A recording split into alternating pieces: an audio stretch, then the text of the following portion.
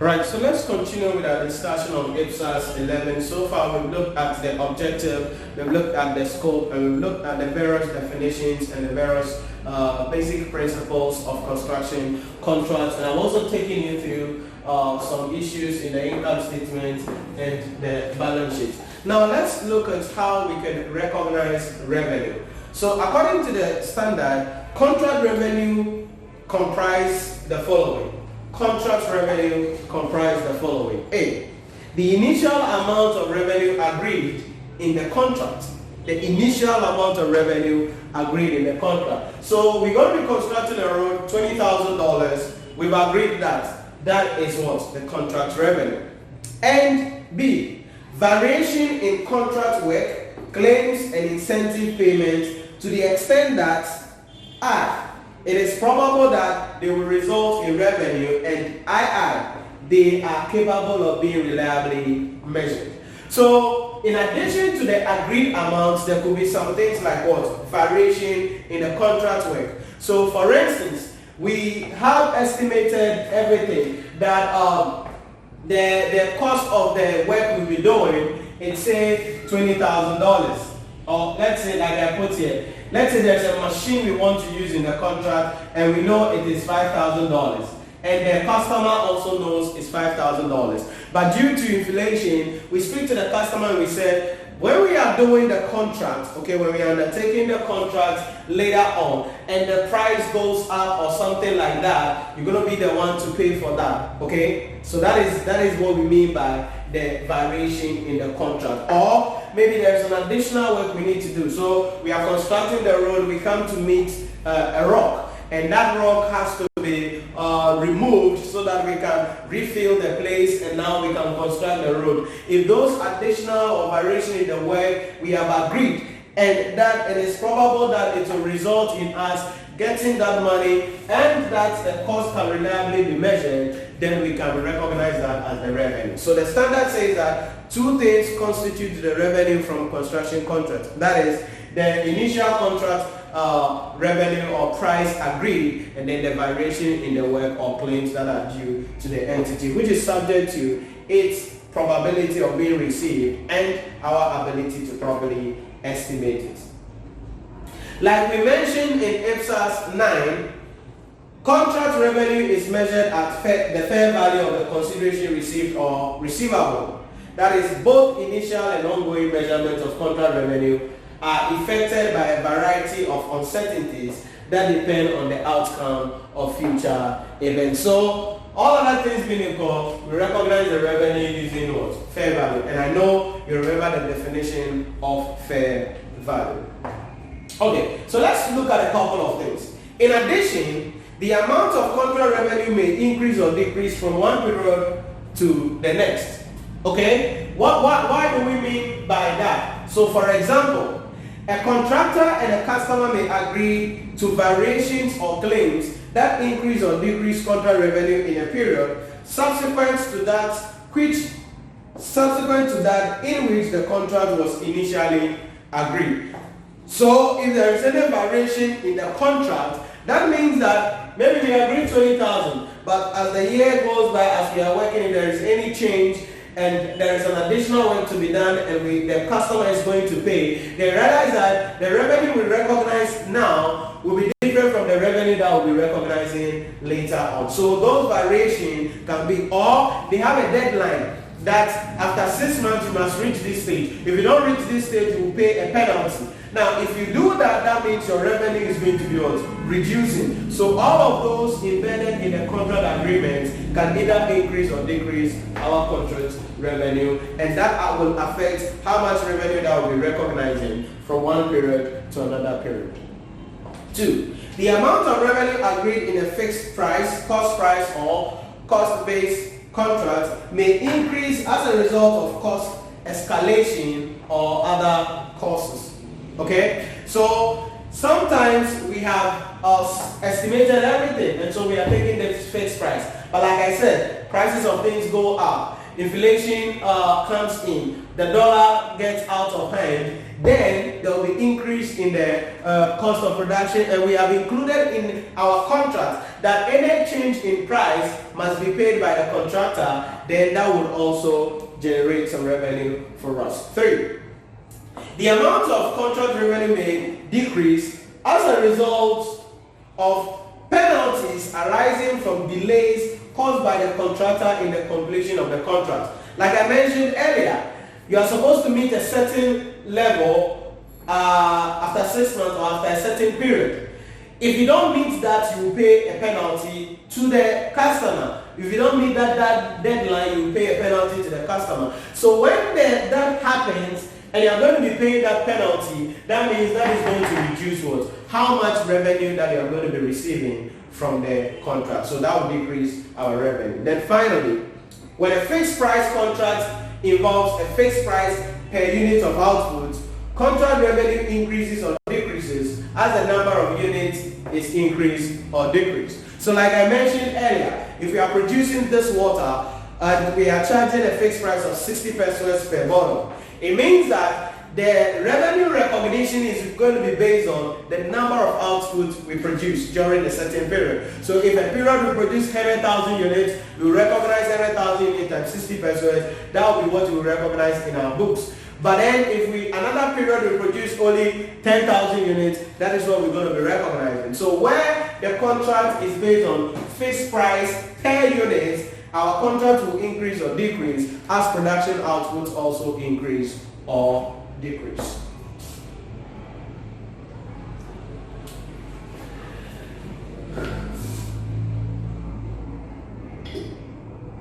Now, incentive payments are additional amounts paid to the contractor if specific performance standards are met or exceeded. Now, there are also incentive payments that the contractor can receive. For instance, do this within 6 months. But if you can deliver in 4 months, you are not compromising quality, you are not compromising standard, we will give you $100,000 in addition to the contract price. If you do that, that is a form of what? Incentive. For example, a contract may allow for an incentive payment to the contractor for early completion of the contract. For early completion of the contract. So yes, you have 2 years to finish, but you can finish within 18 months, boom, you will receive a 10% additional to the contract price as an incentive, and that is a good thing for us. Incentive payments are always included in contract revenue when the following conditions are met. Incentive payments are included in contract revenue when the following conditions are met. 1. The contract is sufficiently advanced that it is probable that the specified performance standard will be met or exceeded. If they set a standard, we can only recognize that incentive in our book if we have worked to that level that we know that we could meet what? The specific standard to qualify for the incentive. And then 2, the amount of the incentive payment can reliably be measured. Usually that is not an issue. So if they say if you finish within 18 months, you will receive 20% of the contract price as an incentive, then around 15 months, we are 97% done on the job. Then we can what? Recognize this as part of our incentive and add it to the original contract revenue for the organization. So that is what revenue is about, and that is how we recognize revenue. So let's come to the other side, and that is going to be the cost. So let's look at contract cost. Contract cost. So what constitutes contract cost? And what can we say adds up to contract cost? I believe that you can pause the video and write out this on your own because this is simple, right? For instance, if we have a contract to, like this example, we are constructing a hospital, what do you think will constitute the cost? All right? We will buy the materials, we will buy the labor, we will pay labor, the vehicles we will be hiring, fuel, canteen, and all that will be part of the cost we're going to be incurring here. So let's see how we can look at the costs and how they can also be recognized. Contract costs should comprise the following. 1. Costs that are related directly to the specific contract. Costs that are related directly to the specific contract. 2. Costs that are attributable to the contract activity in general and can be allocated to the contract on a systematic and rational basis. Okay? On a systematic and rational basis. So there are some costs that are directly related to the contract, but there are some that are not directly related, but they are general to a level. For instance, if we are going to construct something and we want to finish in 18 months, we will want to work in the night. So if we are working in the night, certainly you have to pay for what? Electricity bill. And that becomes an additional cost to us. Then 3. Such other costs as specifically chargeable to the customer under the terms of the contract. So any other cost that is specifically chargeable to the customer under our agreement can be constitute or can constitute our cost.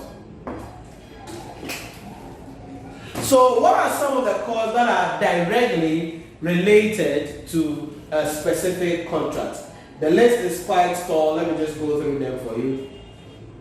Site labor costs, including site supervision, that's the first one. Cost of material used in construction, second one.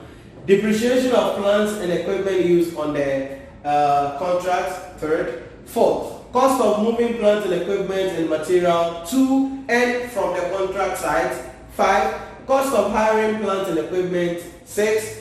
Cost of design and technical assistance that are directly related to the contract. 7. The estimated cost of rectification and guarantee work, including expected warranty costs. And then 8. Claims from third parties. So maybe whilst we were constructing, we need to demolish some people's building temporarily, so that, or some people's shop temporarily, so that we can finish the job and they can come back to their workplace because of the dust and everything. So if that happens and we are going to be paying that, that is claimed to third parties, and that will add up to our cost as the contractors for the project. Then there are other costs also that may not be directly allocated but will be general. So let's look at those things. Costs that may be attributable to contract activity in general and can be allocated to specific contracts include insurance. So definitely we are going to insure our employees, our labor, our plumber, we're going to be insuring them. Costs of design that are not directly related to a specific contract, and then construction overheads. Now the construction overhead, the list is tall. It could be electricity, it could be water, all of these things are construction overheads that we can talk about. Costs that cannot be attributable to contract activity or cannot be allocated to a contract are excluded from the cost of the construction of assets. Okay, so if the cost is being incurred and we cannot allocate it to a particular contract, or we cannot apportion it on a reasonable basis, then we exclude it from the cost of the contract. And these include the following: general administration costs for which reimbursement is not specified in the contract. General administration costs. So for instance, we have our office in Accra, and we are doing the contracting.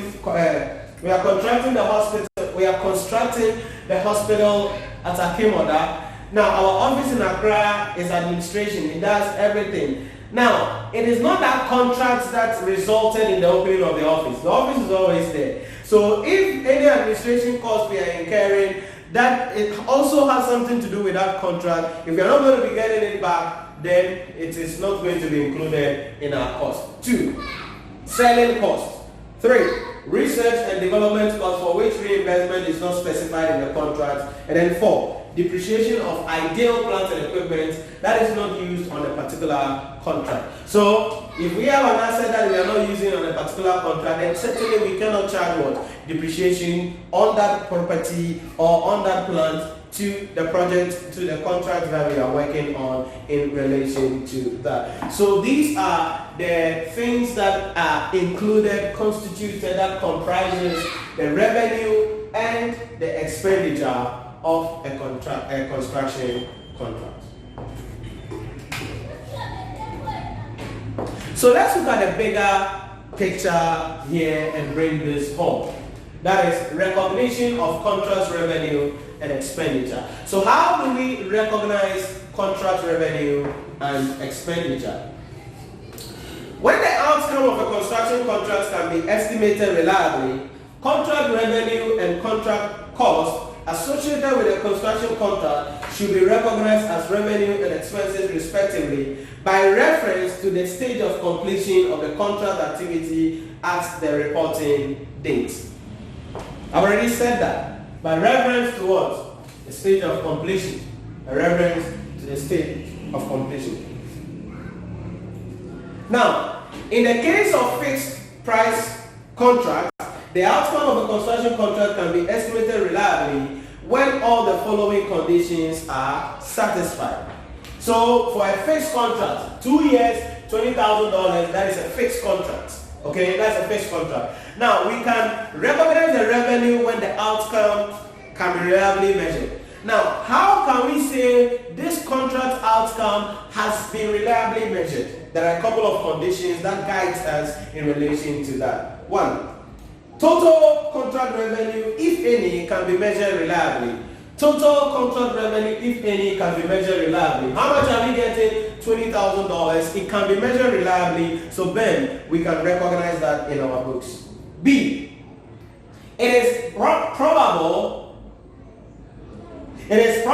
that the economic benefit or service potential associated with a contract will flow to us. Yes, we can reliably measure the revenue, but are we the people going to receive the revenue?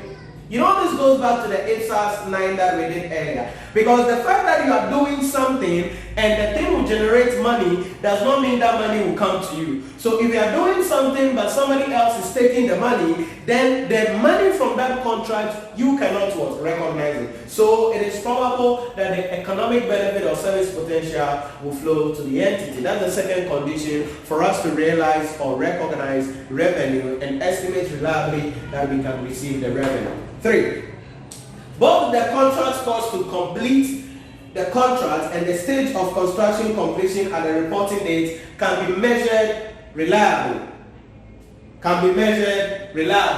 Meaning, costs that we need to incur to complete the contract and then the stage of completion at the reporting date can be measured reliably. And I've also taken you through that. And then the last one is the contract cost attributable to the contract can be clearly identified and measured reliably so that actual contract costs incurred can be compared with prior estimates. So all the costs incurred can be measured reliably. That is where costs incurred to date comes handy here for us in relation to that. And for us to determine the total contract cost, we will look at the cost incurred today and then the cost to be incurred or estimated cost to be incurred to complete the contract. So the total cost for the contract, for us to recognize the revenue,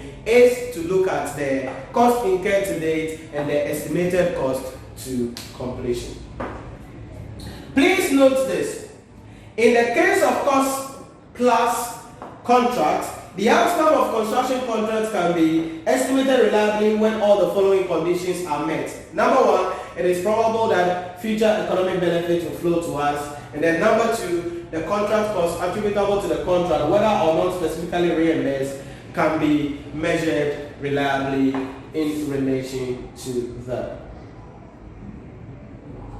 Now, an entity is generally able to make reliable estimates after it has agreed to a contract which establishes each party's enforceable rights, the consideration, if any, to be exchanged, and the manner and terms of what? Settlement. And you know we've already discussed this under IPSAS 3.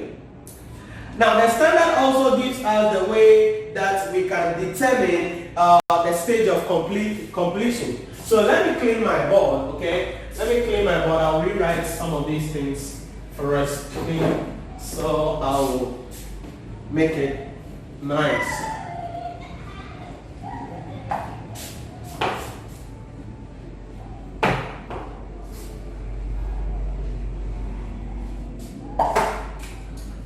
So the methods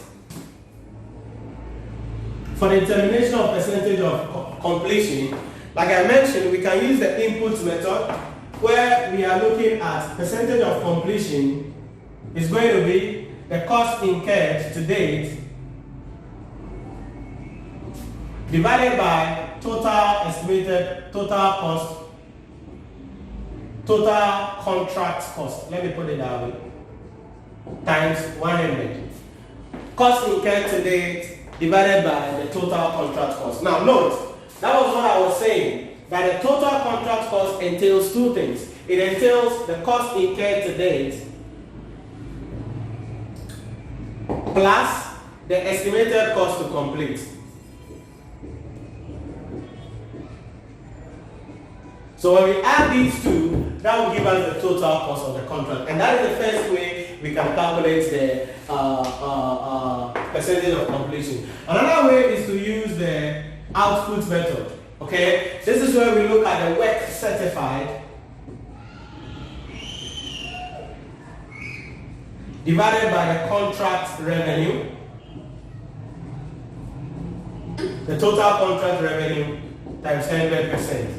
Okay, so work certified is, you see, we work in stages. Okay, so when we work in stages like that, at a certain stage, architects and experts will come and say, okay, the value of the work you've done so far is 1 million.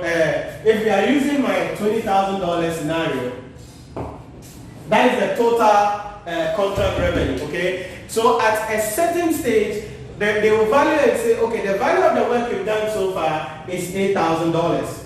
So in that case, if we are looking to calculate the percentage of completion based on the output level, then it will be this $8,000 divided by what? The total contract revenue, and that is $20,000 times 100, and that will help us to determine that price in relation to that. Then another method, which is that is about completion of physical proportion of the contract. Physical proportion of the contract. So for instance, we are supposed to build 8-unit classrooms. Okay, we are supposed to build 8-unit classrooms, and at the end of the reporting date, under consideration, we built maybe 3 units. So if we built 3 units, how do we calculate the percentage of completion? Simple. It's going to be the 3 we built divided by the total we are going to be what? Building, and that will help us to calculate the percentage of completion.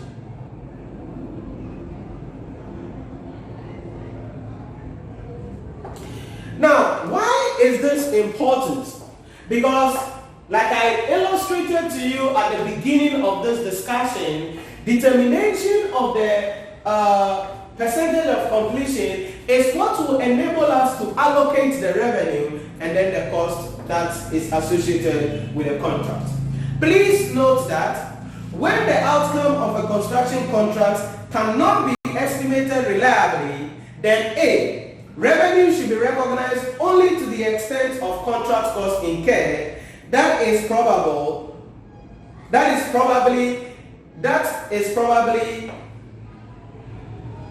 revenue should be recognized only to the extent of contract costs incurred that it is probable will be recoverable. So if we cannot estimate reliably the outcome of the contract, you see, estimation of outcome of the contract has to do with whether you're going to be making profit or loss.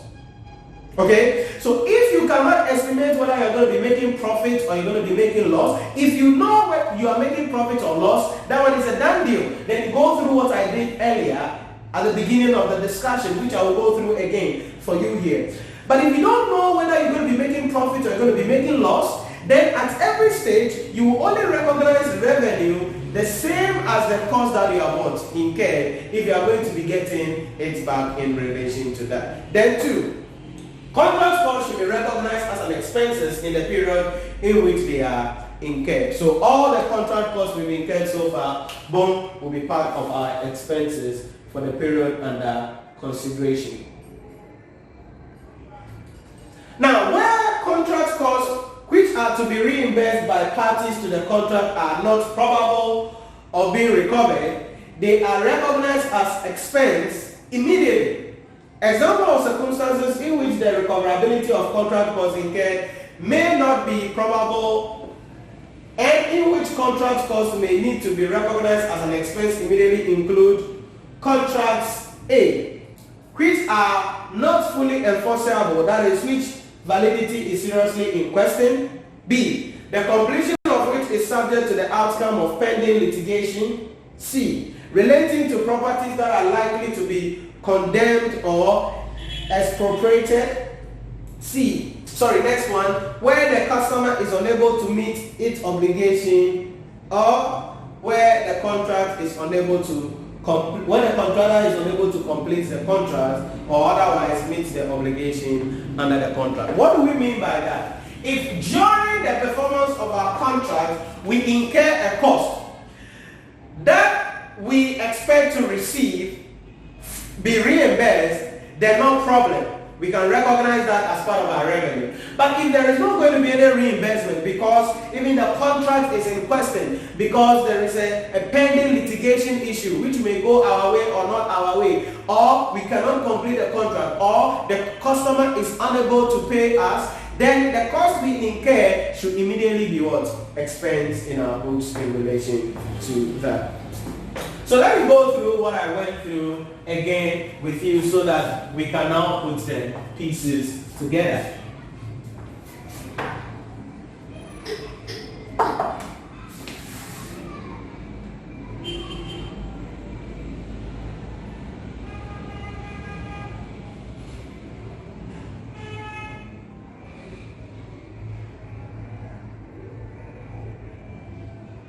Okay, so like I said, once you know your percentage of completion, we recognize the outcome of the contract.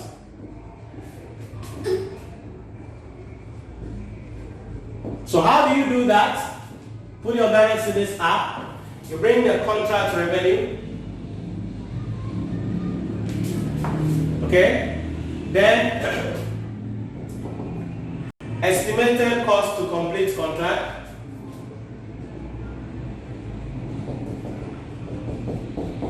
And then you're now going to get profit if it is positive or loss if it is negative.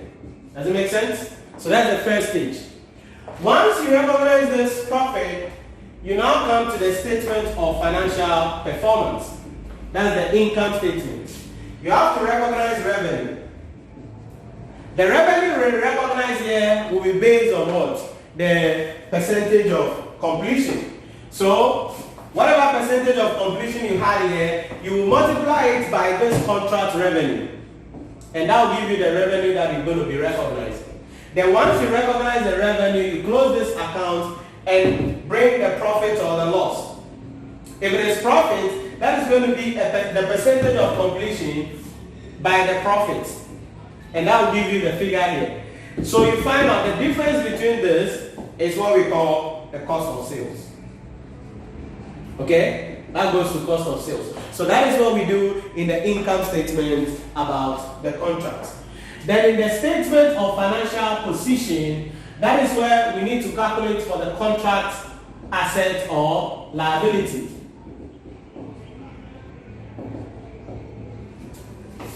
Now, how do we do that? Like I illustrated earlier, you bring your cost incurred to date.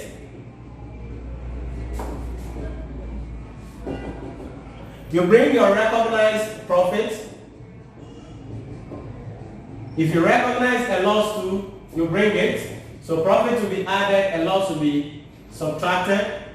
Then receivables, that is the work certified, or the invoice that you have given to the customer will be deducted as well. Then this is what gives you the contract asset. or liability. So if it is positive, it's an asset. If it is negative, it is a liability.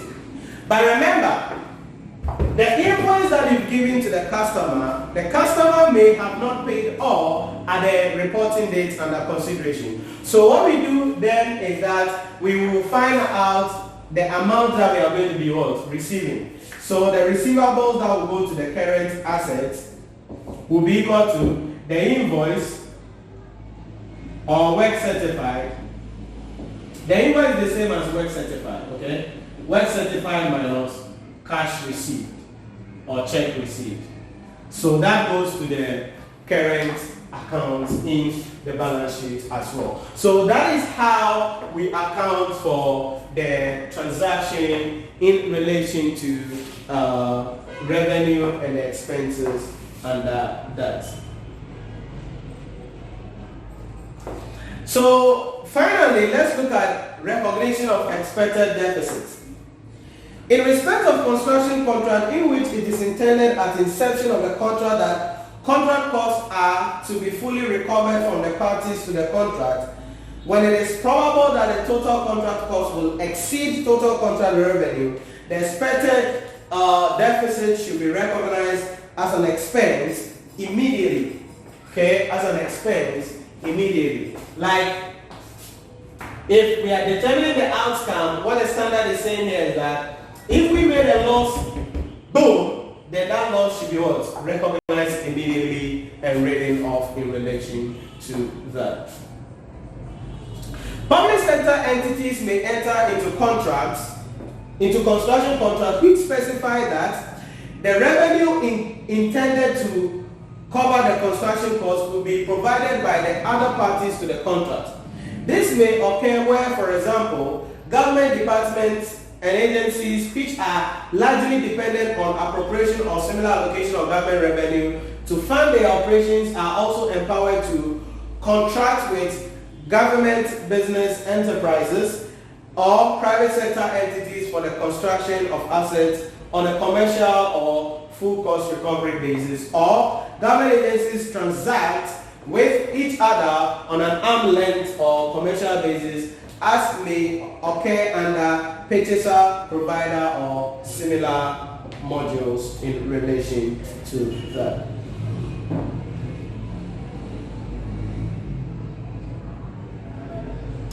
Finally about this is to look at the disclosure requirements. So what have we done? We've looked at the objective, we've looked at the scope, we've looked at the definition, we've looked at the principle, we've looked at the recognition criteria. Now let's look at the final aspect, disclosure. An entity should disclose A, the amount of contract revenue recognized as revenue in a period. They must disclose it. The methods used to determine the contract revenue recognized in the period. So what method are we using? Then the method used to determine the stage of completion of contracts in progress. What method are we using? The output method, the input method, the physical construction method. What are we using? We must disclose it. Also, an entity should disclose each of the following for contracts in progress at the reporting date. So if we have not finished a contract and the contract is in progress at the reporting date, we are required, in addition to the above, to disclose the following: the aggregate amount of costs incurred and recognized surpluses less recognized deficits to date. So amount of revenue and expenses must be disclosed. The amount of advances received, maybe we receive money in advance, maybe it's not outstanding, maybe we receive more than what we are supposed to have received during the period under the condition, we must disclose that one as well. And then the amount of any retention, if it is possible, in relation to that. Now, what is retention? You see, when work is certified, that doesn't mean that the customer is obliged to pay all that money to us. Why? Because maybe when they pay the money to us, we will think, the work we've done, they paid us, so we can decide not to continue with the work and go away. And they have to incur another cost to engage another contract to come and finish the job. For that reason, some customers will withhold a percentage of the work certified. So if you are supposed to receive $8,000, they may withhold 30% of that from you. Okay, that's around 1,200. So they will withhold that so that at the end of the contract, or maybe in the second cycle, they will give you that one, then they will withhold another one in relation to that. In that case, the amount that they have withheld must also be recognized, or we must disclose it in the book. That it is not that they are really owing us, but rather that owing is because of what? The amounts that they have retained in relation to that. So these are the things that you have to understand when we talk about the issue in relation to IPSAS 11, construction contract. I believe you get a concept, you get a principle. If there are any questions that you have, you know what you are supposed to do. You write the questions down, or better still, when you come to class, you ask me, and then when you write the questions down during our one-on-one session via Skype, I will answer any questions that you may be having for that standard. So that is it about IPSAS 11 construction contracts, and I'll see you in the next video as we continue with our discussion.